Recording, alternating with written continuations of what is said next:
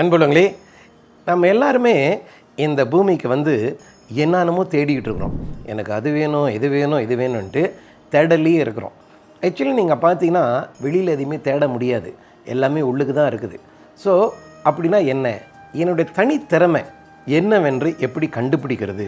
இது ரொம்ப முக்கியமான ஒரு செய்தி. என்னுடைய தனித்திறமையை கண்டுபிடிச்சிட்டாக வாழ்க்கையில் ரொம்ப சந்தோஷமாக வாழலாம். எப்பொழுதும் சொல்லுவேன், நேசிப்பதை செய்யுங்கள், செய்வதை நேசியுங்கள். Love what you do and do what you love.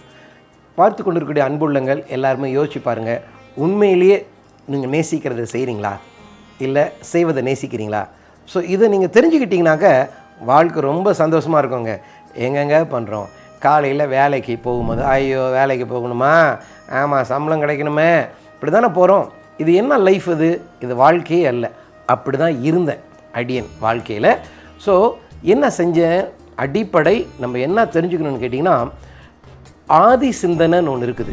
இந்த ஆதி சிந்தனை என்பது எங்கேருந்து வெளியாகுதுன்னா ஆன்மாக்கிட்டேருந்து வெளியாகுது. அந்த ஆதி சிந்தனை தான் நீங்கள் ஒரு சிலர் என்ன சொல்லுவீங்க, என் மனசாட்சி சொன்னிச்சு, அதுதான் வேற ஒன்றும் இல்லை. ஸோ இந்த ஆதி சிந்தனை என்ன செய்யுதுன்னா ஆன்மாக்கிட்டேருந்து வெளியாகுது. அது வெளியாகி என்ன செய்யுது, மனதின் மூலமாக இதை செய்யுன்னு சொல்லுது.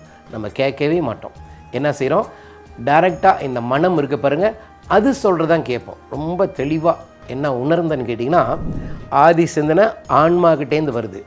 ஆன்மா எந்த நோக்கத்தோடு வந்துச்சோ அதுக்கு தெரியும் எங்கே போகணும் என்று.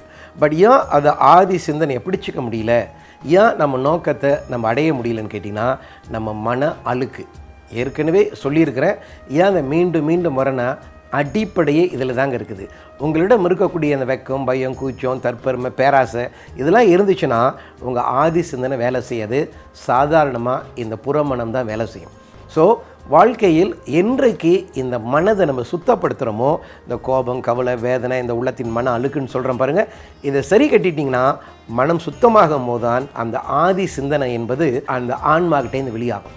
இப்போ என் வாழ்க்கையிலே நீங்கள் பார்த்தீங்கன்னா சிறு பிள்ளையாக இருக்கும் போது அப்போ ஆதி சிந்தனை தானே வரும். நமக்கு மனசில் எதுவுமே இருக்காது, இந்த கோபம், கவலை, வேதனை. என்னுடைய தாய் மாமன் பழனிசாமி வாத்தியார்ன்ட்டு இருந்தவர்.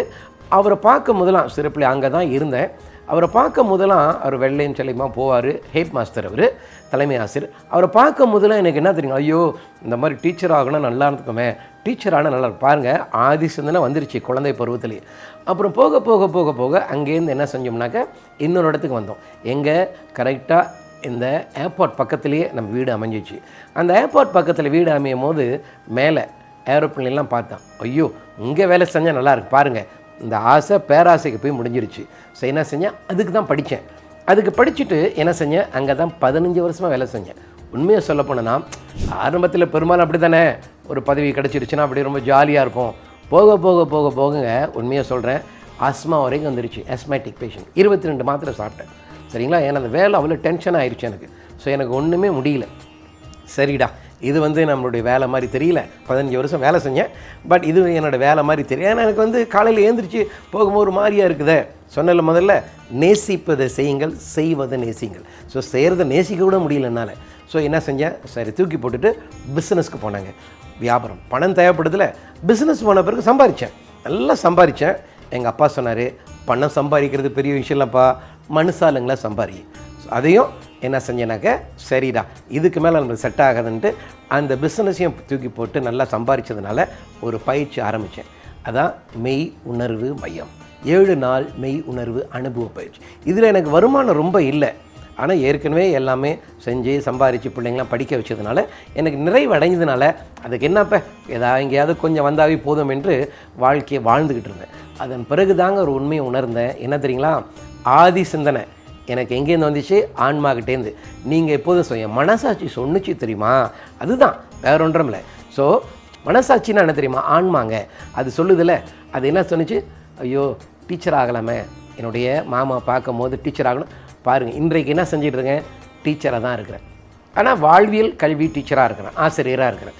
ஸோ பாருங்கள், ஆரம்பத்தில் நம்மளுக்கு என்ன வருது, அந்த உணர்வோடு நீங்கள் வாழ்க்கையை வாழ்ந்தீங்கனாக்க உங்கள் தனித்திறமையை நீங்கள் வெளியாக்குவீங்க, இன்னும் அருமையாக இருப்பீங்க. உண்மையை சொல்ல போனோன்னாங்க, எங்கள் வீட்டில் என் பேர் வந்து ஊமசாமி, ரொம்ப பேச மாட்டேன். ஆனால் இன்றைக்கு பயிற்சி 680 பயிற்சிக்கு மேலே செஞ்சுருக்கிறேனாக்க அப்போனா என் தனித்திறமையை பாருங்கள் எப்படி வெளியாக்கியிருக்கிறேன். ஸோ இந்த தனித்திறமையை வெளியாக்கணும்னா அதுக்கு அடிப்படை உங்களுக்கு மனம் சுத்தமாக இருக்கணும். மனம் சுத்தமான பிறகு தான் உங்கள் ஆன்மா வேலை செய்யும். உங்கள் ஆன்மா வேலை செய்யும் போது அங்கேருந்து முற்பிறவிக்கும் இந்த பிறவிக்கும் என்ன சம்பந்தம் என்ற ஒரு சிந்தனை உதிக்கும். அந்த சிந்தனைக்கு ஏற்றவாறு நீங்கள் செயல்பட்டீங்கன்னா உங்களுடைய உண்மையான திறமையை நீங்கள் வெளியாக்குவீங்க. என் சொந்தக்காரங்களாம் ரொம்ப பிரமிச்சு போயிருக்கிறாங்க. இவன் சாமி, என்னை சாமின்னு தான் சொல்லுவாங்க. சாமி இவ்வளோ அமைதியாக இருந்தான், என்ன இந்த போடு போடுறான். ஏன் தெரியுங்களா? ஆரம்பத்தில் என் தனித்திறமையை தெரியாமலேயே ஏதோ போய் சம்பாதிக்கணும் என்று தான் போனேன். ஆனால் என்றைக்கு என் தனித்திறமையை கண்டுபிடிச்சனோ என் வாழ்க்கையே மாறினுச்சு. இப்பொழுது கடவுள் புண்ணியத்தில் ஒரு பயிற்சியாளராக இருக்கிறேன். நிறைய பேருக்கும் நன்மையும் கிடைக்குது. என் பின்னால் ஒரு பெரிய அன்பு கூட்டமே இருக்குது. எங்கள் அப்பா சொன்னார் தெரியுமா, என்னது பணம் சம்பாதிக்கிறது பெரிய விஷயம்ப்பா, மனுஷாளுங்களை சம்பாதின்ட்டு. உண்மையிலேயே மனுஷாளுங்களை சம்பாதிச்சு வச்சுருக்கிறேன். ஸோ உங்களுக்கு என்ன முக்கியமான செய்தி சொல்கிறேன்னு கேட்டிங்கன்னா, உங்களுடைய திறமை என்ன, அதை கண்டுபிடிக்கிறதுக்கு அடிப்படை என்ன நீங்கள் செய்யணும்னு கேட்டிங்கன்னா, நீங்கள் அதை செய்யும் போது எந்த அளவுக்கு உங்களுக்கு சந்தோஷமாக இருக்குன்னு பாருங்களேன்.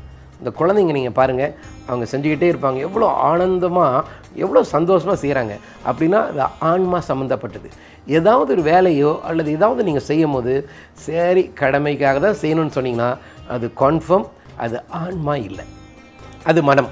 ஸோ இதை தான் நீங்கள் முடிவு எடுக்கணும். ஸோ உங்கள் தனித்திறமையை நீங்கள் வெளியாக்கணும்னா எனக்கு தெரிஞ்ச வரைக்கும் நம்ம பயிற்சியில் நிறையா பேர் நம்ம பயிற்சிக்கு வந்து என்னென்னமோ செஞ்சுக்கிட்டு இருந்தவங்க இன்றைக்கி வேறு என்னமோ தூள் கலப்புறாங்க உங்கள் பாஷையில். ஸோ தூள்னா தெரியுமில்ல அவங்களுக்கு. அது காரணம் என்ன, அவங்க தனித்திறமையை கண்டுபிடிச்சதுனால உண்மையான அவங்களோட நோக்கம் எதுக்காக வந்தாங்கன்ட்டு கண்டுபிடிச்சி இன்றைக்கி அற்புதமாக இருக்கிறாங்க. ஸோ நீங்களும் அந்த உண்மையை உணரணும்னா இந்த 7 நாள் மெய் உணர்வு அனுபவ பயிற்சிக்கு வந்து பாருங்கள் அன்புள்ளங்களே. உங்கள் வாழ்க்கையே மாறும். அதன் பிறகு பாருங்கள் உங்களுக்கு நிரந்தர சந்தோஷம் கிடைக்கும். அதன் பிறகு நேசிப்பதை செய்வீங்க, செய்வதை நேசிப்பீங்க. இதுதான் ரொம்ப முக்கியம். இல்லாவிட்டால் என்ன நடக்கும் தெரியுங்களா, ஒரு வேலை நீங்கள் செய்யும் போது சந்தோஷம் இல்லாமல் செஞ்சிங்கன்னா அது நல்வினை இல்லைங்க, தீவினை. இது ரொம்ப முக்கியமான செய்தி இது, சரிங்களா? ஸோ வாழ்க்கையில் என்ன நடக்கும், மீண்டும் மறுபிறவி எடுத்து வரணும். ஸோ இன்றைக்கு மிக முக்கியமான செய்தி என்னன்னு கேட்டிங்கன்னா, உங்களுடைய தனித்திறமையை நீங்கள் கண்டுபிடிப்பதற்கு அதுக்கு ஒரே வழி என்னன்னு கேட்டிங்கன்னா மனம் சுத்தமாகணும். சின்ன பிள்ளையில் என்னுடைய மகள் 4-5 வயசுலேயே மூத்த மகள் டீச்சர் மாதிரியே நடிப்பாள், ஸ்கேல் எடுத்துக்கிட்டாங்கங்க. ஸோ அது திறமை வெளியாகுது பாருங்கள். ஸோ இப்போ பார்த்துட்டேனுங்களா, அதே மாதிரி வளர விட்டேன். இன்றைக்கி அவங்க ப்ரொஃபஸர் ஆக போகிறாங்க. அடுத்தது 2வது பிள்ளை அதே மாதிரி தான் 3 வயசுலே கண்ணை பிதுக்கி பார்க்கும், ஊசி போல டாக்டர் 3 வயசுலே. ஓ அவங்க தனித்திறமை டாக்டரா, ஸோ டாக்டரா ஆகிட்ட இன்றைக்கி MBBS டாக்டர் ஆகிட்டாங்க. ஸோ இதே மாதிரி நீங்கள் பார்த்தீங்கன்னா உங்கள் பிள்ளைங்களை நீங்கள் கண்டுபிடிச்சி வளர விட்டிங்கன்னா அருமையாக இருப்பாங்க.